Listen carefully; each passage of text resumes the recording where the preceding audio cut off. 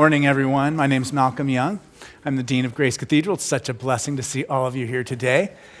Our guest today is Bishop Bill Swing, and when I woke up this morning, the first thing that happened was Heidi rolled over and she said, "You get to interview your favorite mentor today. You're so lucky." And I am. I've known Bill Swing since I was 18 years old, and there was a time when every time I would go into your office, I was just like on hyper alert. Like everything you said, I would be able to repeat like 3 years later because I was paying such close attention. I mean, I learned a lot about being a priest from you, and I'm so grateful that you're here today. I wanted to begin, we don't ever do this because it's kind of more of a secular format, but I would love to begin with the little prayer that's in here. Absolutely. Let us pray. Blessed be God, who alone has called us. Accept, O God, our sacrifice of praise. Accept our thanks for all you have done.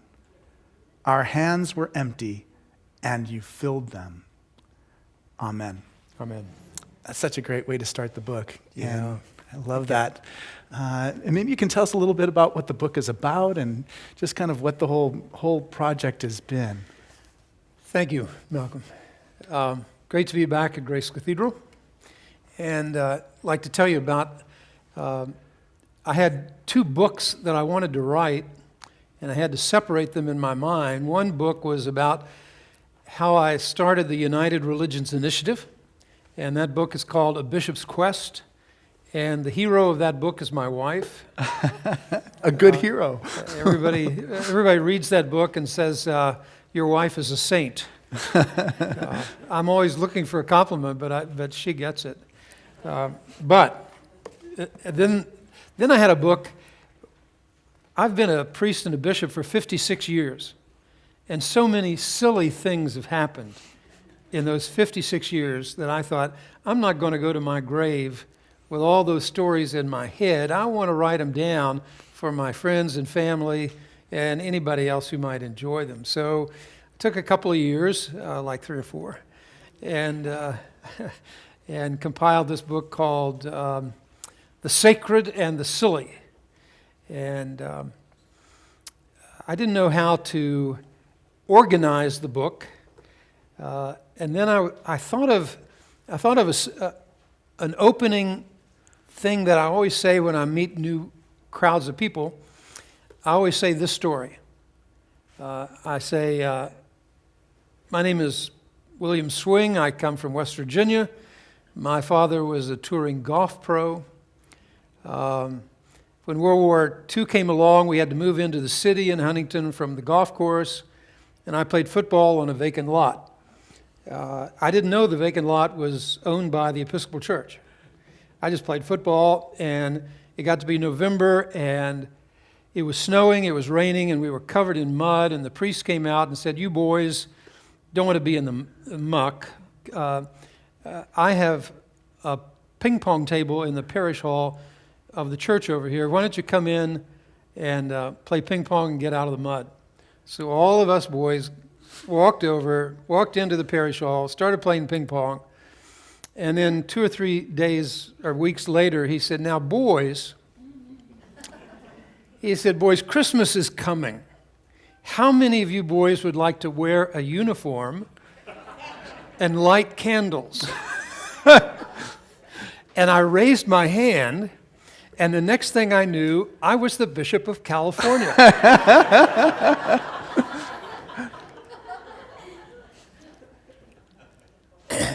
And I thought about that. It was a silly story, true story, but the more I thought about that story, I thought that was the most important moment in my life, except for the moment I married my wife. Everything in my life changed. My mother and father didn't go to church. We didn't even know what the word Episcopal meant. Hardly do now. But I was thinking that story, so I thought, I'm going to take every little piece of that and make a chapter out of it. Like, I raised my hand. Okay, that's a chapter on all the things I raised my hand Like the things you volunteered to do, like Yeah. to work on the commission for women's ordination and AIDS and Right. homeless shelters and those volunteer things. Someone said, we Yeah. have a problem, and you... Yeah, right, exactly. That's it. That's that chapter. It is. I love that chapter. And then other chapters like Episcopal. So I ended up going to an Episcopal college, Episcopal seminary, and the Episcopal priesthood, and the bishop, etc. What a big word that word turned out to be in my life. Yeah. Everything in that little story turned out to be wearing a uniform and lighting candles. I ended up head of the author and the head of the Episcopal Foundation for Drama. Oh, yeah. I produced a drama for the second AIDS World AIDS Conference in San Francisco. I did anyway. I've done drama a lot of at St. Columba's, too. I mean, that seemed like drama was at the heart of your ministry there. Yeah, good, thank you. I'd forgotten all about that. For our 100th anniversary, when I was a parish priest, we at St. Columba's, we wrote a full-length Broadway musical on the life of Columba. Right.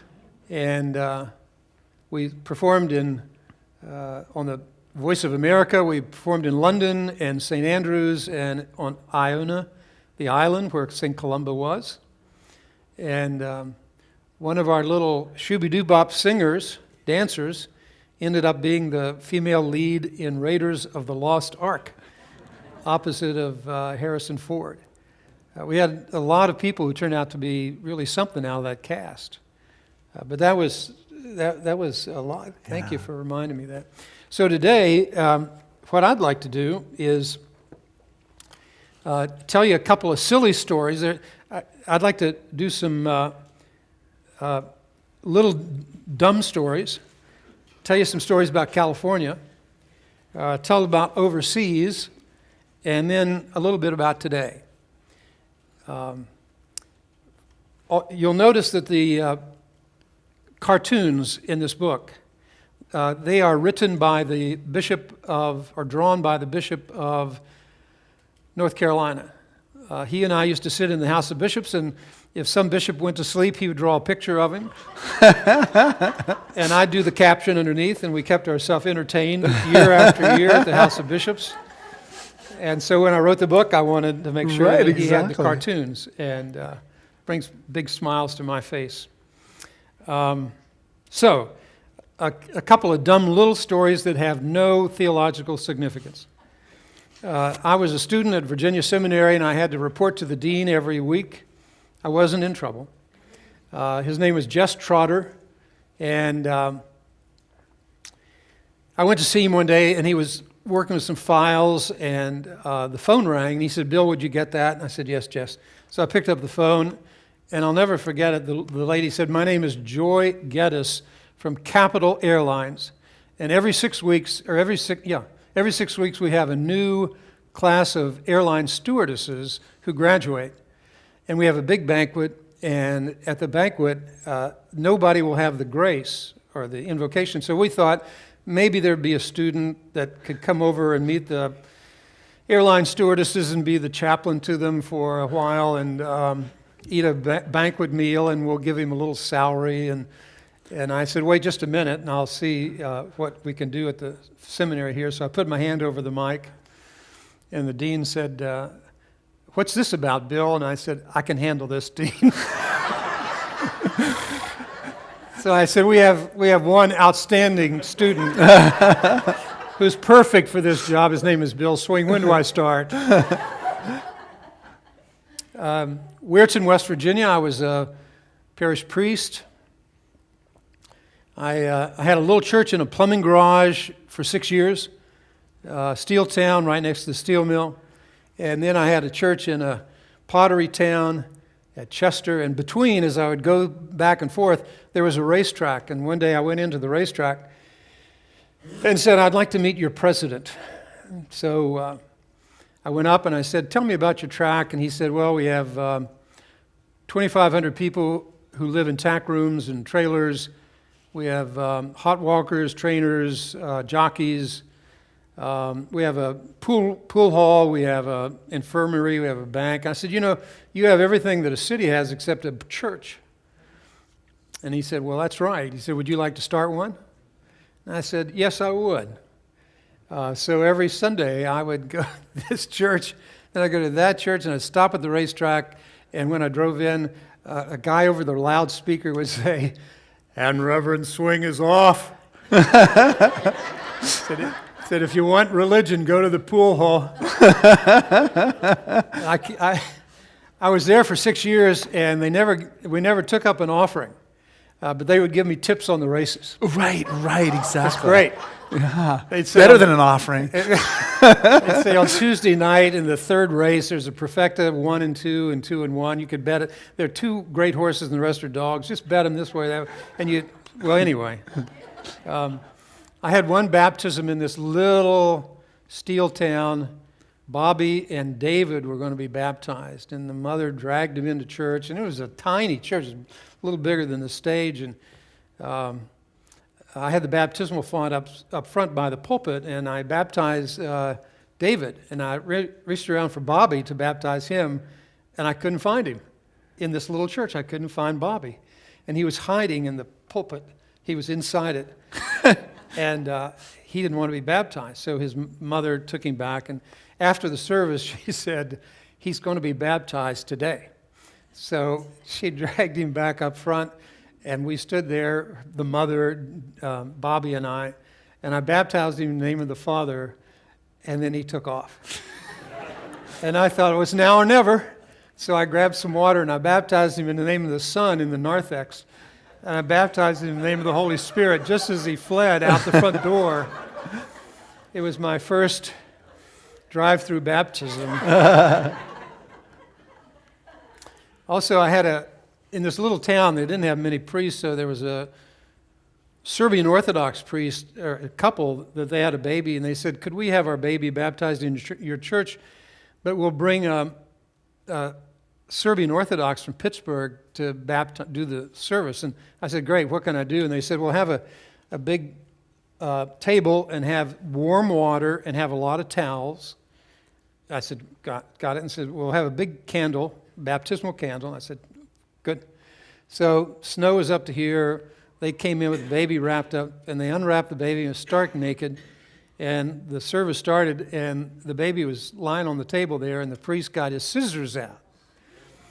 And I thought, well, this is going to be a first in my experience as an Episcopal priest. And he went over and he clipped a little bit of hair off the baby and rolled it up in the baptismal candle wax. And that was a symbol that the child had died to Christ, to the world on this day, and was alive to Christ forever. And the little symbol stayed with the baby forever. And when he dies, they'll be put in the coffin as a sign already. Yeah. So that was great. Another thing, one May, I got a phone call from Spartanburg, South Carolina. They said, would you be the commencement speaker, one of them, next year at Converse College? And I thought, well, I'm not going down there unless Mary goes. So I held my hand over the phone. I said, Mary, do you want to go? Do you want to, next year in May, would you like to fly across the country and hear me give a 30-minute speech? She said no, which was the second word. And so I kept my hand over, and I said, well, the other speaker is Joanne Woodward, and they thought that maybe Paul Newman and Joanne and you and I would spend the weekend, but I'll just turn this down. And Mary was like a flash. She was on me. I used to work on the American Foundation for AIDS Research for 20 years, and immunologist, biologist, and dear Abby and myself. We were the dumb factor at the table, right. And we always sat together. Yeah. It was lovely. And Grace Cathedral had a banquet at the Fairmont the night before our meeting in Los Angeles. It was Valentine's Day, and so they had a big Valentine chocolate heart on the table, and I thought the night before, well, I'll just pick this up from the table and take it to Abby in the morning.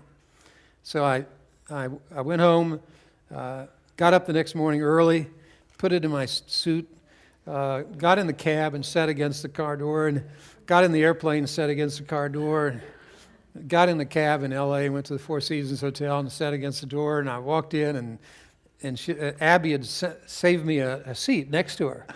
And I said, Abby, will you be my Valentine? And it was squishy, and I said, I'm embarrassed, but would you be my Valentine?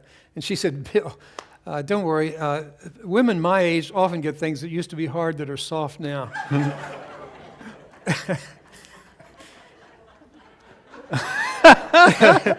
I'm glad you saved that for downstairs, not upstairs. No, upstairs. Okay.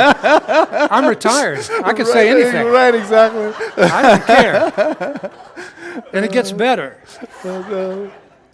This watch, Mary and I were in Uglitch in Russia. They make watches, and great watches. And That's then the same watch as in the book.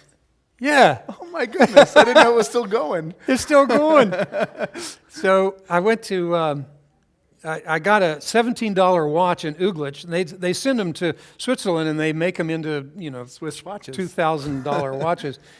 And I got back on the boat, and I thought, well, I'm going to study Cyrillic, and I'm going to learn Russian. And I looked at this watch, and I said, Kavarts, Kavarts. And Mary said, Bill, it's a quartz watch.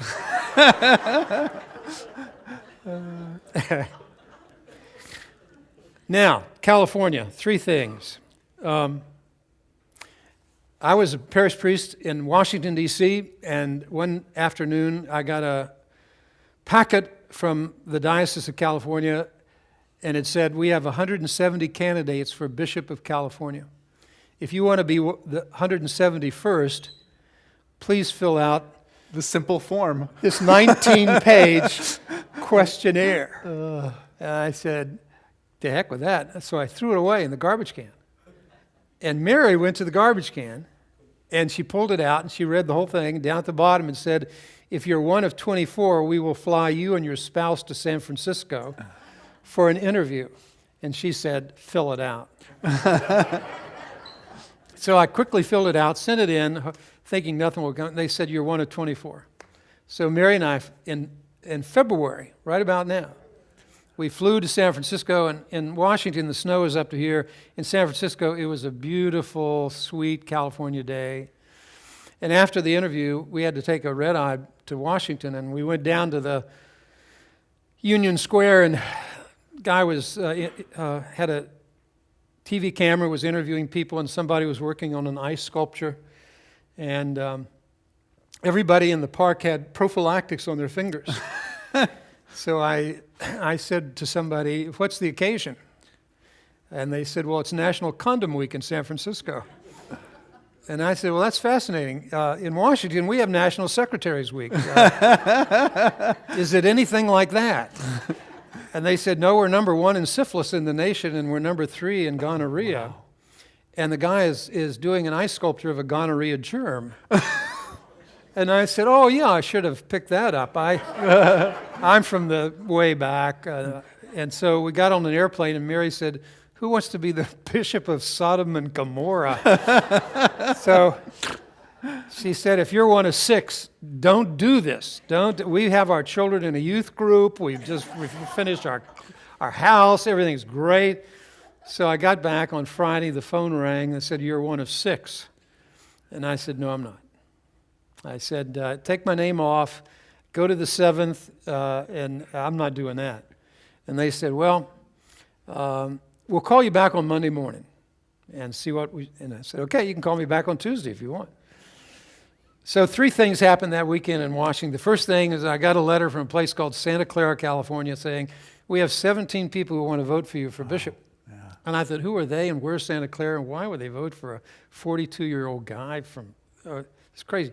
Second thing, I had the 9:15 service, and I went down the hall to start the adult class, and some lady was sitting on a bench, and she got up off the bench, and she grabbed me by the lapels.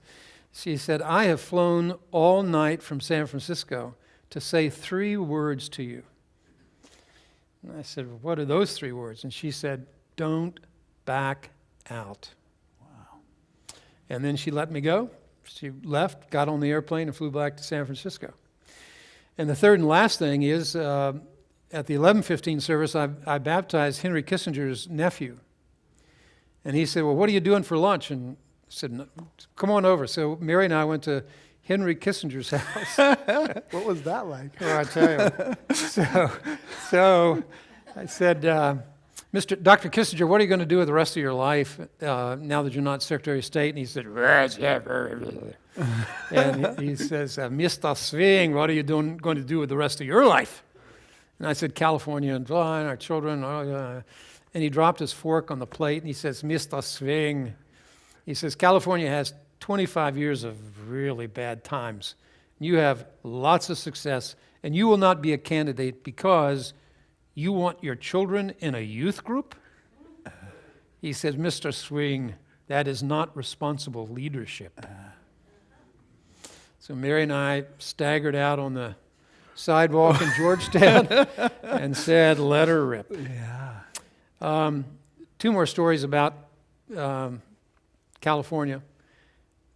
A zillion of them. Oh, maybe three. I'm snake belly low from West Virginia, and I came to California. Yeah, and right. Copes and miters and So high church. vergers, and all yeah, this kind of. I know how that It feels. was yeah. So the first Easter I was here, I didn't know what to do, so I went over with my cope and miter, and I said, now what do I do?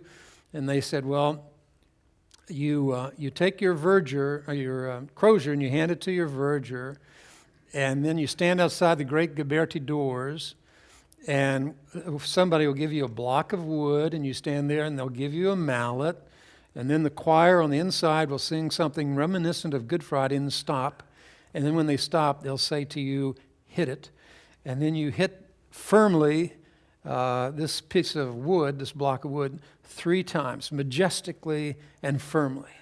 So I said, I got it. I can do this. So I stood there in front of the door and I waited, and then finally they said, hit it. I said, okay. So I gave it a big, majestic whack, and it resounded. And I reached back, and the guys on the other side forgot what to do, and they just opened the door. And I went flying into Grace Cathedral. My cope went to one side, my miter went off to the other side, and I faced 3,000 people with a block of wood in one hand and a mallet in the other. And I was the new Bishop of California. Welcome. I got better as the years went by. One of the first things I did in 1979 was to go to a nursing home in Terra Linda. And I visited somebody, and you know, in nursing homes, a lot of people in wheelchairs as you walk along. And I had my purple shirt and clerical collar, and I was walking along, ready to go to the next place, and some lady in a wheelchair said, come here. I said, yes, ma'am. She said, you're the Bishop of California, aren't you? I said, yes, ma'am. How do you know that? She said, I've known all the bishops of California. I said, well, okay. I said, well, you didn't know Bishop Kipp, did you? He came out in 1853. She said, oh, I knew Bishop Kipp. He lived over on Stockton Street with his wife and his son, Will. And she said, you know, he baptized me in 1883. He was here for 40 years as the bishop, from 1883 to 1893. She said in 1881, he baptized me at Grace Cathedral. And she said, you know, I'm sitting here in this wheelchair. I've gotten rid of all my jewelry. I got rid of all my everything, furniture. She said, I only have one thing left in the world of value, and it's my baptismal certificate from 1881 signed by Bishop William Ingram Kipp, Jr., with the seal of California in it. She said, it's under my wheelchair. She said, would you like to have it? I said, I would crawl on my knees from San Francisco to Terra Linda if you'd give me that. So she did. She lived 102, had a great sense of humor. Florence Belknap. She was a great lady. She's the last person who will ever know every bishop of California. Wow. From Kipp to me, to 7 anyway. Yeah. That nobody will ever. Another story. We have the Bishop's Ranch up in Healdsburg, and we had 63 acres. And I used to covet my neighbor's acres. He had 400, and he was an old Swiss farmer named Alex. And every year we had the same conversation. I'd go up and say, Alex, I want to buy your 400 acres at $5,000 an acre. You're an old man now. You're not going to live forever. I'll give you $2 million. You give me 400 acres, and you can live like a king. Yeah, because he's 85 years old. He's 80, yeah. He's 80, yeah. 80-something, 80-something at that point. So we had the same. He said, I'm not selling to you. The Japanese are going to buy my land. They're putting a spa up and a golf course, and I'm going to be filthy rich. He said, I don't want your little money. I'm going for big money. So we had the same conversation year after year after year. And one night, I'm lying in bed, 1:30 in the morning, and the phone rings. It's Alex. He says, I want to sell you 200 acres tonight. And I said, at $5,000 an acre? And he said, yes. And I said, well, it's a deal. We'll do the paperwork in the morning. But before I go back to sleep, Alex, we've had this conversation every year for years. And tonight at 1:30 in the morning, you want to talk about this. Why is this? So he says, well, I was in bed with my girlfriend. That's a good starter right there. I knew I was in for a story. He said, we had a big fight. And she got mad and she went in the bathroom and she slammed the door. And I was mad too, so I reached in my drawer and I pulled out my gun. He said, I didn't want to hit her. I just wanted to get her attention. So I just shot in that general direction. I didn't hit her. He said, he said, I nicked her. And she came out, she had blood on her arm. And she said, I'm sending you, I'm calling the sheriff, and you're going to jail for the rest of your life. And all of a sudden it dawned on him what he'd done and how wrong that was. So he said, wait a minute, I'll do anything for you. What do you want me to do? She said, you can't, well, wait a minute. You can get me $1 million tonight. He said, done.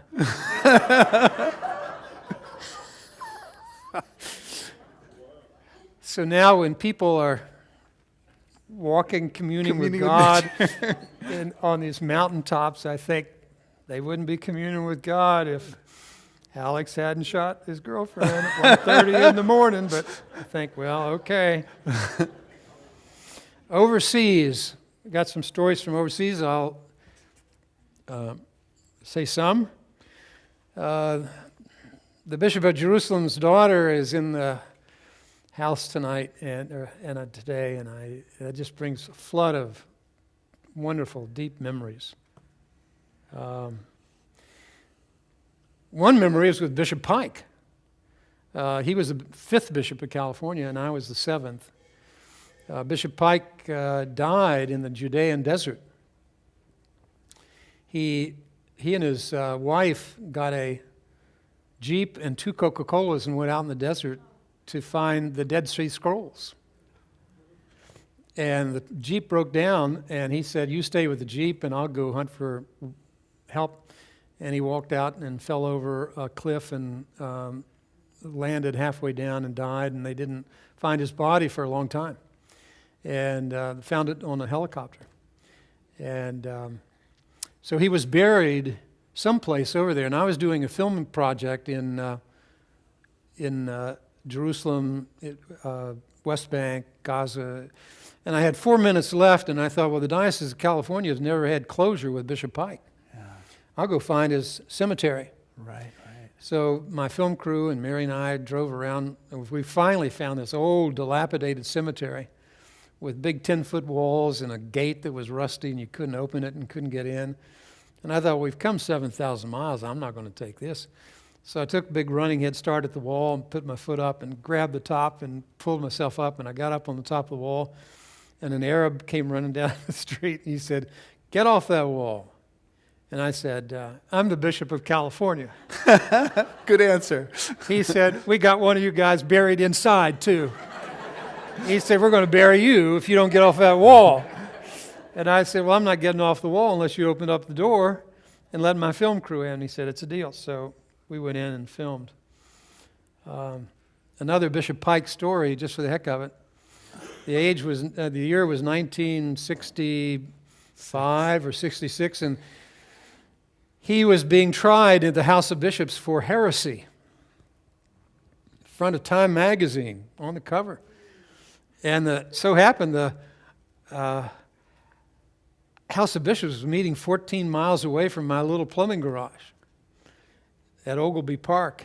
And you can invite any bishop in the world to preach at your church while they were in the area. So I, at 27 years old, I wrote to the bishop, the great Bishop Pike, and said, would you preach at my little plumbing garage? And he said, sure.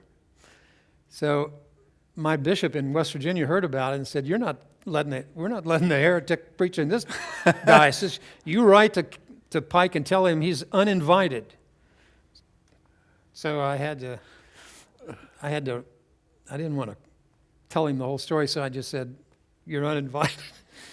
So then I thought, that's terrible. So I got in the car and I drove down to Ogleby Park to see Bishop Pike to apologize to him man to man. And I walked in Ogleby Park just as they kicked him out of the House of Bishops. And we were in the foyer. And I walked into the door, and he walked out of that door, and the two of us were just standing there in the foyer while they were voting on whether he was a heretic or not. And he was smoking. He smoked a lot, Charlotte, you remember. He was smoking, and I said, Bishop Pike, I'm the young priest who invited you and uninvited you. I want you to know how sorry I am. And he was smoking. He said, kid, I got bigger problems than you.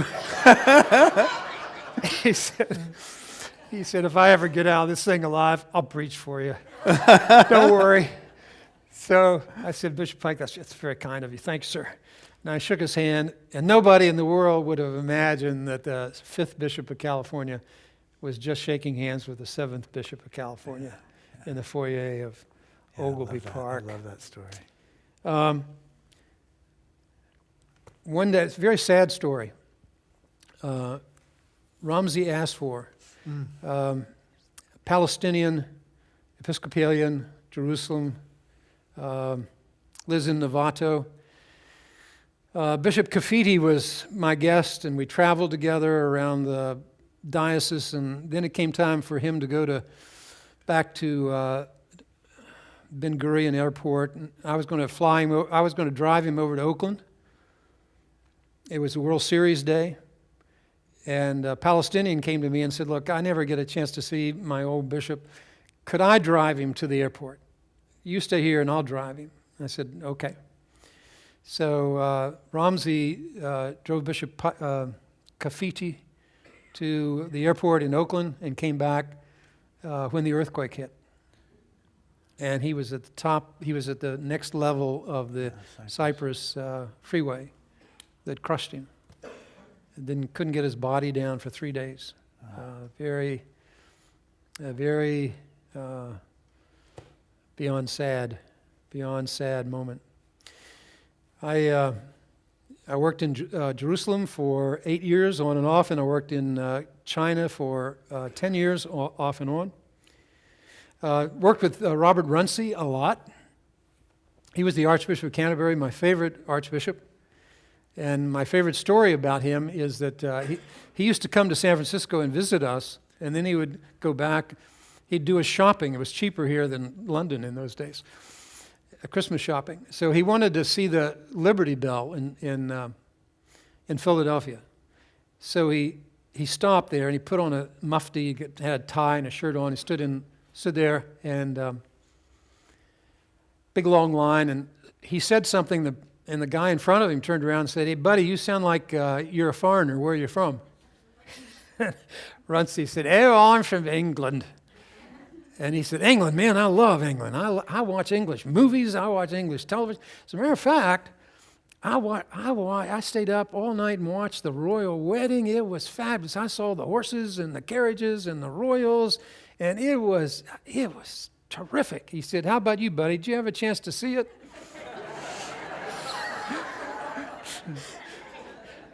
And Runcie said, oh, I was there. He said, I had an angle on that couple. It was just like they were standing in front of me.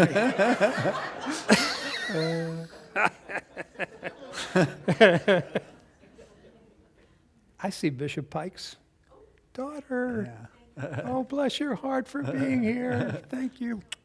Thank My son Michael was with you on that trip, and he was describing the dilemma of getting into the graveyard. And my husband and I were lucky enough to join Mark Stenger's pilgrimage. So Right. luckily the door was open. It was much easier. You didn't have to climb up. Oh. I was enclosure, I think. Yeah, right. One time, Diocese of California collected $110,000 to give to the Papua New Guinea seminary in Papandetta area of New Guinea, Papua New Guinea. So Mary and I got a check for $110,000. We flew to Port Moresby. They don't have any roads there. You got to fly in. So we left a lot of our luggage in Port Moresby, flew up to Papandetta. Somebody in a Land Rover met us at the airport, drove us out into the jungle. We got out of the Land Rover and they drove off. And we were standing there looking at each other saying, we should have asked a few more questions before they left.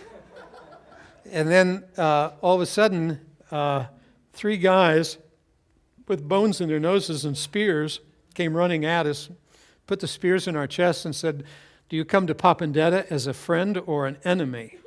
Well, my mother didn't raise a dummy.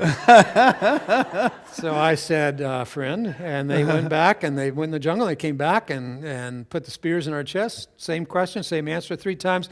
And on the 3rd time, a conch shell blew and bare-breasted women came running out and guys dressed in, painted in white, and people with machetes were running. This was the seminary faculty and their wives giving us a Papandetta welcome to the jungle. We weren't clued in on everything that we were. So we went up to the seminary in the jungle, which was really something. And they were so looking forward to our gift. And I was standing there with Mary in front of the student body and the faculty, etc. And I said, Mary, do you have the check? And she said, I thought you had the check. We said, where's the check? Well, we left it in Port Moresby in the luggage we left behind. So they were all waiting for the check. So Mary wrote on her kitchen account that had $35 in it, she wrote a $110,000 check, and I handed it to the dean of the seminary with the instruction not to cash it for about a month. So we got out of the jungle. It was okay. I think I better quit. You've been doing great. Those are my favorites. I mean, like Heidi and Malia love the story about the Bishop's Ranch. That was the one. It was because we've all been there, spent so much time there, and we can imagine that whole thing happening. Yeah. And you told us that we're expanding it, but I didn't know that the story behind it. I guess you just had to statute of limitations had to run a little longer. That's right.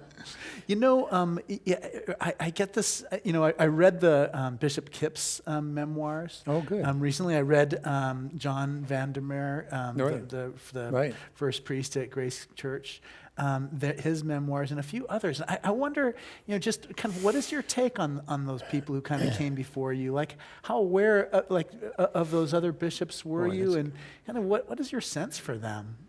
What a good question.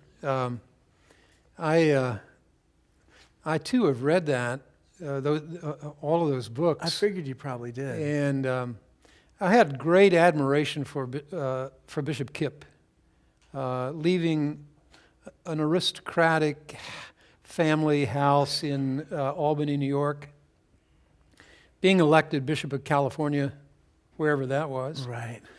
And I thought he was here for 40 years. He visited the whole state. That was his diocese, on clipper ship and wagon. The endurance of somebody for 40 years to make those kind of journeys is unbelievable to me. He was a writer, scholar, quite an amazing. I've always looked up to and admired greatly Bishop Kipp. Bishop Nichols, I have a lot of sympathy for. He was a builder, and that's what I like. Yeah. And he was the guy who went to the Crocker family and said, "Could you give us the city block on top of Nob Hill?" Yeah. How do you like that for chutzpah? Yeah. I'm only asking for the most wealthy Valuable city piece block in America. Would you just give it to us? And he did. And so he was here 30 years. Yeah. I mean, those first two people were here for 70 years in tough country and made it. So I have lots of sympathy, admiration for him.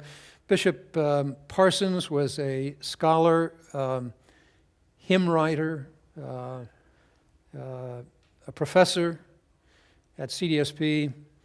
Bishop Carl Morgan Block is probably my favorite. He just built churches every place. Yeah. He just would go into a town, King City, we need a church, boom, here's a church. Go into Arroyo Grande, here's a church. He'd go in, well, he just started churches. He was Johnny Appleseed. I loved, in my heart, I love growing churches. And so I have a lot of sympathy. Bishop Myers was Navy chaplain. He was on the ship where they signed the surrender of Japan to the United States. He was on that ship. He was an inner city worker. Beforehand, he and Paul Moore wrote a book about being in Newark, working in the slums. He had a big heart for Good Friday and a big heart for suffering. Bishop Pike before him was, my goodness, he was 3 times the man. He was a scholar, he was a lawyer, he was a great preacher in New York. He was Mr. Church in New York. In California, things were really popping when he was here. So it's been an interesting collection. Yeah, it and really nobody has. is like the other person. Right. That's really true. Yeah, and I love it when you lay it out like that, because you do get the sense for, what these 170 years have been about. Yeah. Yeah, I mean, and when you arrived here, what did the diocese feel like? I've heard the priests who were those old priests and the younger priests talking about it. But what did you feel you faced? Because it was like you said. You probably didn't know a lot about what the issues were, or what you had to do when you got here. But that first 6 months of being here, when you're traveling to Arroyo Grande and Pismo Beach, and all the way up and down the coast, when the diocese was twice as big. What were some of the biggest issues for you in terms that you recognized when you first got here? Yeah. The clergy were a dispirited group. Yeah. Bishop Myers had been ill for a long time, and so people were kind of left to their own. And some good things came out of that in terms of clustering, and some bad things came out of that in terms of self-appointed clans trying to run the show. Yeah, and then there's just some kind of structural factors too, of just like the Right. rural priests are going to have one agenda, and the more urban priests are going to have another agenda. So that was part of it too, I imagine. Right. What I did, I went to the people of the Diocese of California and said, "Look, I've never been to California. I don't know you all. I don't know anything about your future. But I do believe that God has planted the future of the Diocese of California in your heart. You carry a dream.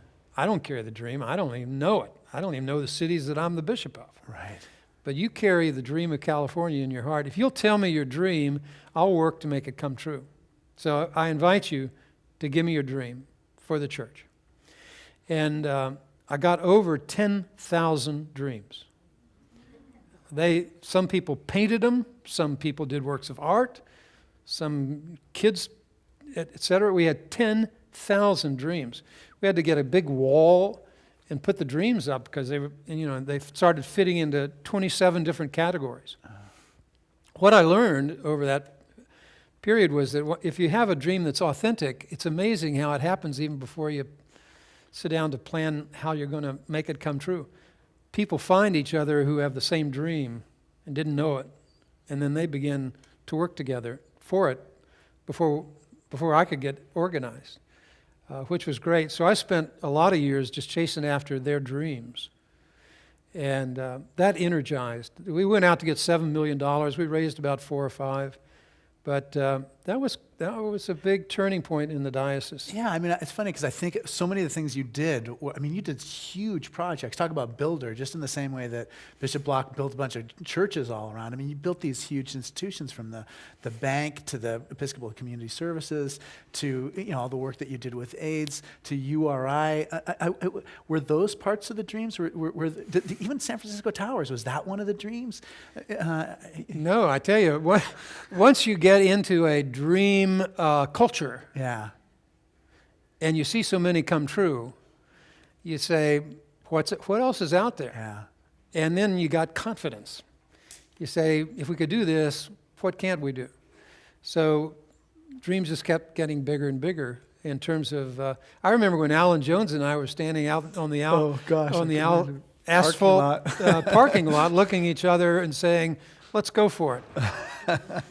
Let's go down to St. Peter McBean and get a model of what this cathedral ought to look like when it's finished, and why not? Yeah. So we went out after $9 million, and $22.5 million later, it was finished. And Alan's hair turned white.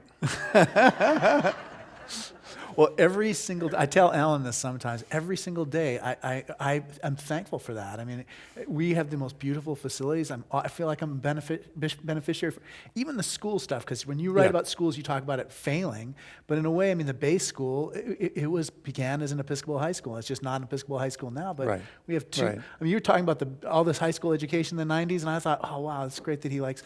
I never realized that it was going to benefit me personally. Yeah. You're the first person who said you might be a bishop or a dean someday. You're the first person to say that. I never realized when you're building the cathedral that every single day I would benefit from it. Thank you. Yeah. Thank you. Yeah. I must say that the first year when I was a bishop, in my little Mustang car driving around from Novato to San Luis Obispo, I was so tired. At the end of the year, the standing committee hauled me in and said, how's it going? And being a tough guy from West Virginia, I said, oh, it's just fine. That's what I said just before I burst into tears. Yeah. I said, this job is killing me. Yeah. I understand why Bishop Pike, I understand why Bishop Myers, I understand why the guys who went before me had really tough times. I'm not strong enough to do this. And they said, well, we're creating the Diocese of El Camino Real. So all you have to do is just the 5 counties of the Bay Area. All you have to do. I said, that's great. This sounds like a picnic. We have a tradition of taking questions. So sure. If you have a little note card, if you'd like to ask a question of Bill Swing, please write it down. This is good. What can we do to move, support, grow response to the Never Again teens in Florida? So for the Florida shooting, what can we do to support those teenagers? I don't know the specifics in the answer, but the most important thing is to get over the cynicism that we carry from the past. To say, even with Newtown, Congress wouldn't vote. You say, well, nothing will happen, the NRA, et cetera, cool, just get rid of that. Things do change. There comes a moment in history where there's no more slavery. There comes a time where there's not going to be any more automatic guns. So figured out what to do, but don't give in to the cynicism of that. Figure out It's going to change. It's just a matter of when it's going to change. I remember when Dianne Feinstein and she was the mayor, and we came out against having handguns in San Francisco. Yeah. And I had so many death threats that when I went down this aisle at Grace Cathedral, I had to have a bulletproof vest. I had to have 4 policemen, 2 in front and 2 in back. She lived 2 doors up from me. She had somebody put a stick of dynamite in her flower bed, and it rained that night. These are tough people that are the gun people. So I'm not saying all gun people are. Guns are fine for the hunters, et cetera, et cetera. I'm saying that the people who want to do some real harm can do some real harm. So it's going to keep telling yourself it's going to change. If slavery can change, this can change. Yeah, thank you. So would you share a remembrance, thank you, Bill Barkus or Richard Fowler? Bill Barkus. Bill Barkus was sitting in my office, and he'd just been fired as the assistant or associate at St. Mary the Virgin. And he was saying, what am I going to do next with my life? What am I going to do next with my life? And I said, Bill, I don't know. And the phone rang, and it was Dianne Feinstein, and she said, we have a little problem with homelessness this winter. It'll go away after this winter, but would you just house some homeless? And so I said, sure, Dianne, I'll go to the dean of Grace Cathedral, and we'll figure this out. So I hung up the phone, and I turned to Bill Barkus, and I said, Bill, can you house homeless? And he said, yes, I'd be great at it. That's good. First night, 40 people. Second night, 150 people. After that, 1,000 people. And after that, housing on a ship. And then after that, 1,500 people. And there it's been for the last 30 years. Bill Barkus was the first head of that. Yeah. Dick Fowler. So can I ask a quick question? Yeah. So you in here you say you co-founded it. Who was your co-founder with you for Episcopal Community Services? Nobody. Okay, yeah. I was just being humble. I thought that. I mean, yeah, I completely get that. I didn't mean to interrupt you. So Richard Fowler. No. That's what I thought. I mean, in my head, that's why I had it. So. Richard Fowler, I went to seminary with. He was a very from Philadelphia. Good guy, good rector of St. Mary the Virgin, and very nice to me. When you come in as a 42-year-old and the old priests want nothing to do with you, it's awfully nice to have somebody welcome you. Right. He welcomed me. So that's great. I just never even realized that connection from that far away. I Oh, mean, yeah. he was, yeah. We were lucky we had such great priests around here. That's right. Incredible. That's right. We do. So, advice for addressing or comments on rural-urban divide in our country.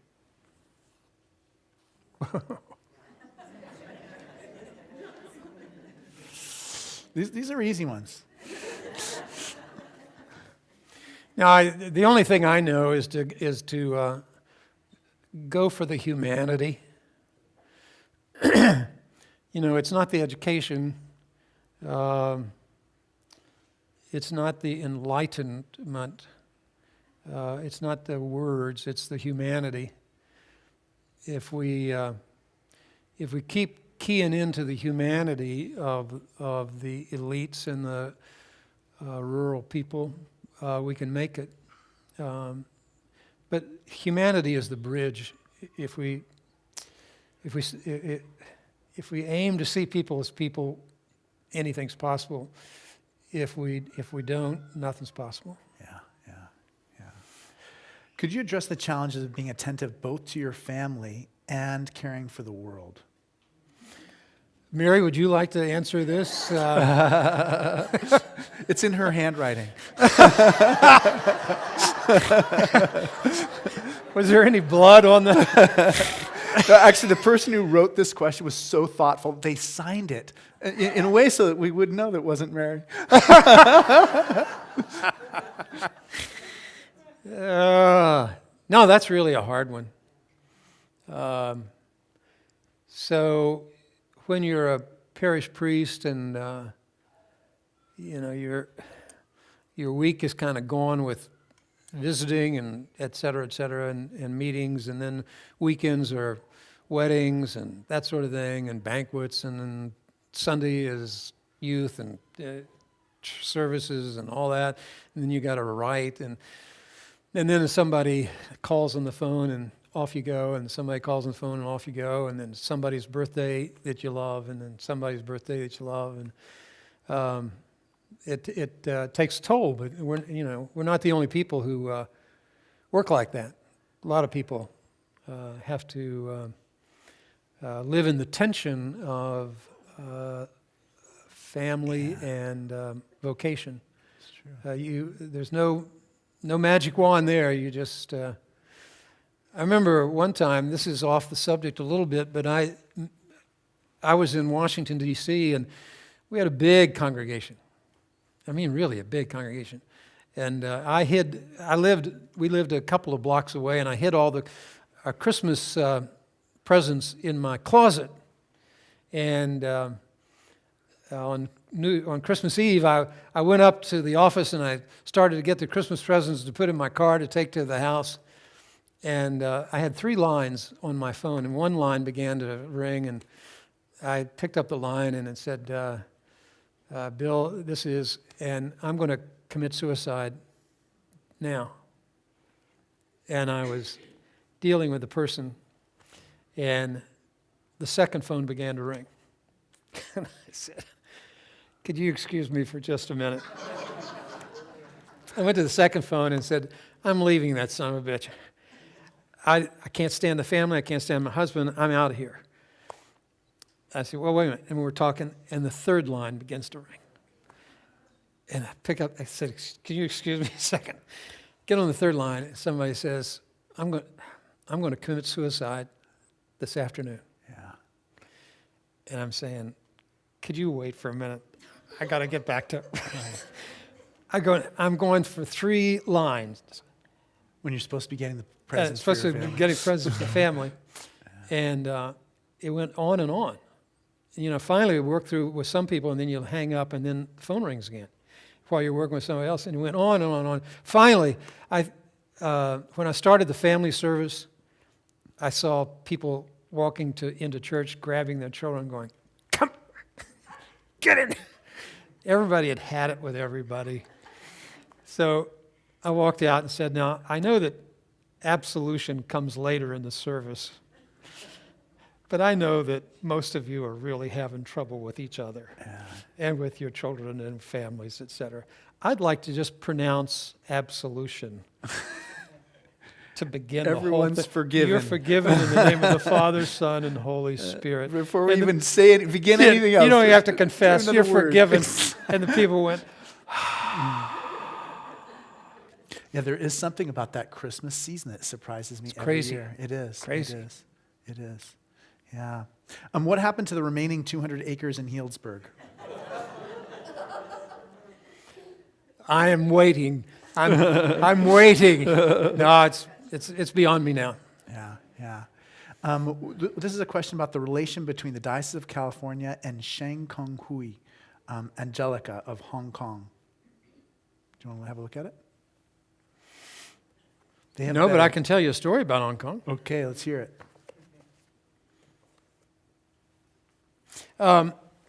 Thank you. We had a companion relationship with Jerusalem, as I said. Right. And everybody in the diocese said, let's don't go clear over there now. Let's go to the Pacific Basin. So I thought, Hong Kong, I know Peter Kwong, he's the bishop. Right, I'm going out there and see my friend, and we'll have a nice relationship between California and Hong Kong. It'd be great. And I said, Mary and I flew out, and we're talking to Peter and his wife in his home. And he said, I've had a terrible relationship in the companion relationship with the Bishop of Newark, Jack Spong. Right. And he's been terrible to me. And our diocese wants nothing to do with America. So we're not having a companion. But I would recommend that you go up to Beijing and visit with Bishop K.H. Ding. And I said, wait a minute, I got it. It's Kwong and Spong in Hong Kong, and now it's Ding and Swing in Beijing.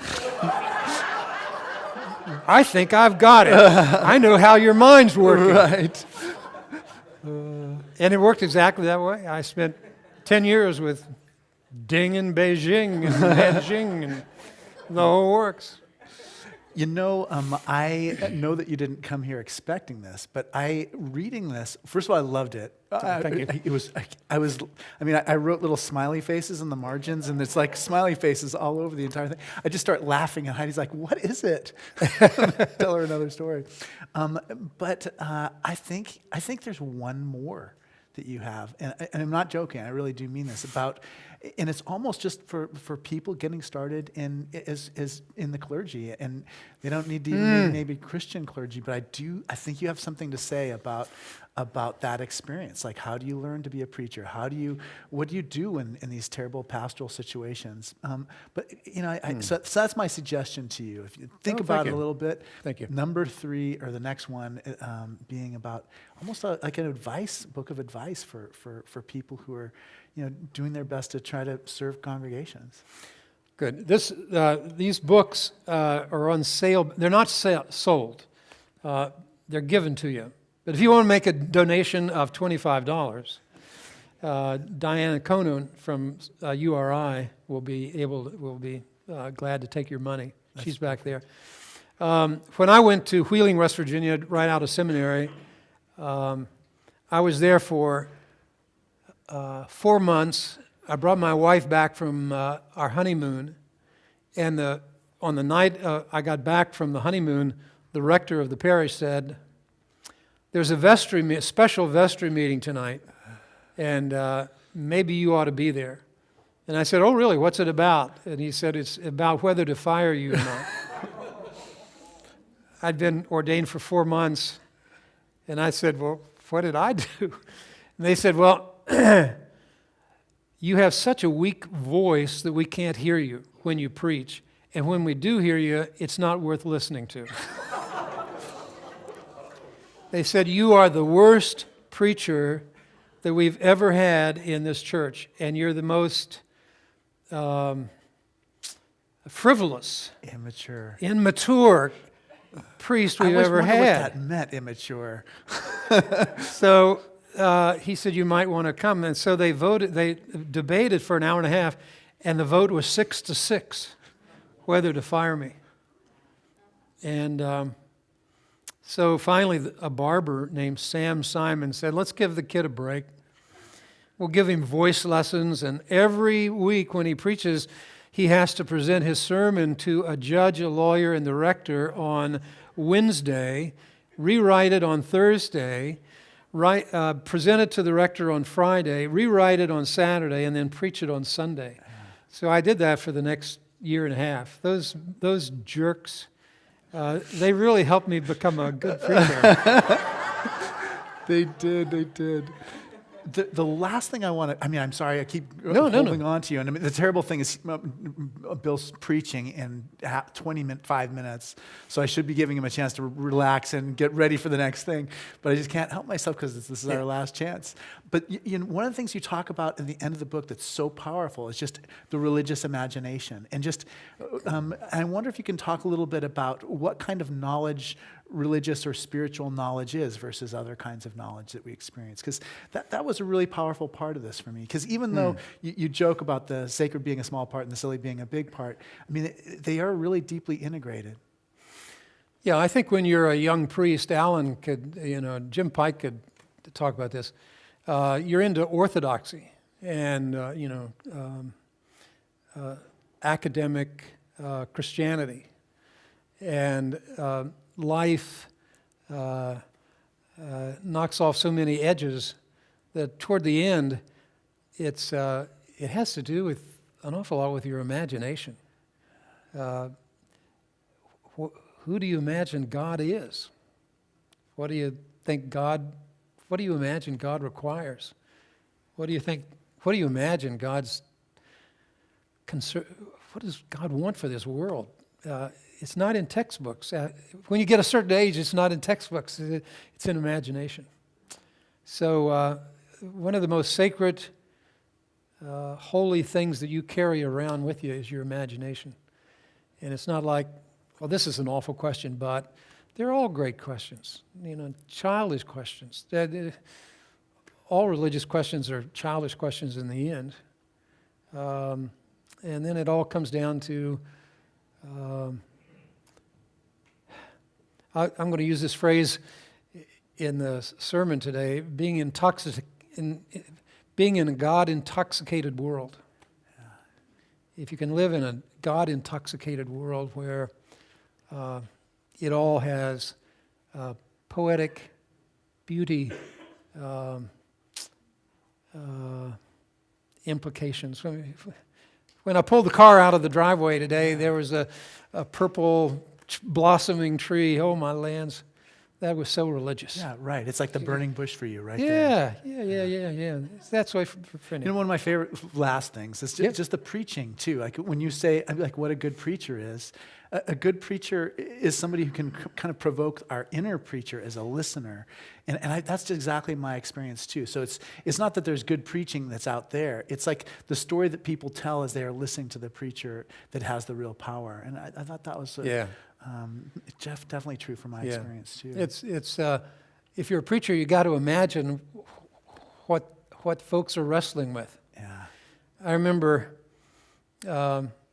one of the worst preachers I ever heard was from Follinsby, West Virginia. I remember once well, anyway, Martin Luther King died, and he and I and this priest and I got in a car on Monday morning, and he said, "People asked for copies of my sermon." And I thought, really? And then it dawned on me that preaching, everybody was trying to come to grips with what does the assassination of Martin Luther King, what does it mean? What does it mean to the country? What does it mean to me? What does it mean to civil rights? What does it mean to human rights? What does it mean? And people want to have a chance to think through a big issue. And when you're preaching, if you're preaching on something that's important, that people haven't had a chance to think through, people will work while you're preaching. Yeah. They'll work their imagination. They'll work their history. And what I figured out was that preaching is what happens inside somebody's heart while you're talking. Right. The sermon isn't what you say. The sermon is what they are working on. Right. Yeah. So then the issue is, how do you how do you imagine people's imagination? What are they working on that they don't have time to think about? But it's quiet. It's 15 minutes. And we're working on something big.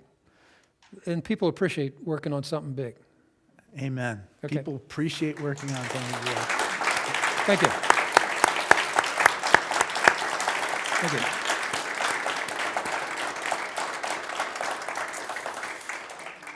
So I'm learning how to be a dean by going to the Washington National Cathedral next Sunday and St. John the Divine the week after. But Patrick Thompson will be here for our next forum.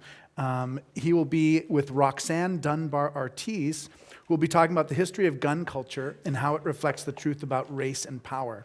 So the topic of her new book, Loaded, A Disarming History of the Second Amendment. So please join us upstairs to hear Bishop Swing in the pulpit, and then join us again for another forum. Good. Thank you so much. Thank you, brother. Great. You were great. Thank you for reading the book.